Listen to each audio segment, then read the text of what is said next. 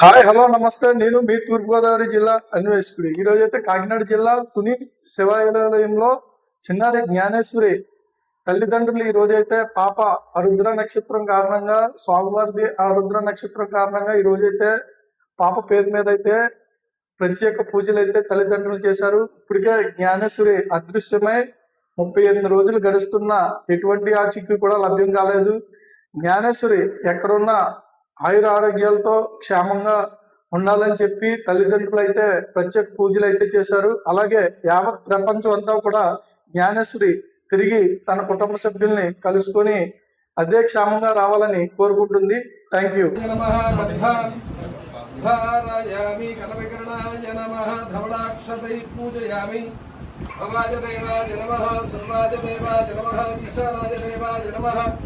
पशुपतये देवाय नमः रुद्राय देवाय नमः रुद्राय देवाय नमः भीमाय देवाय नमः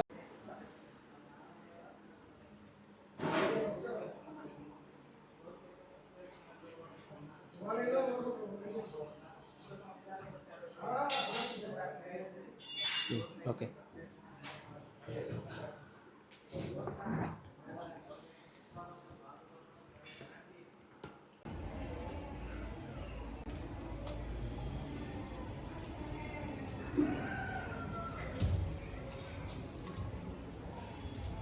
बाबू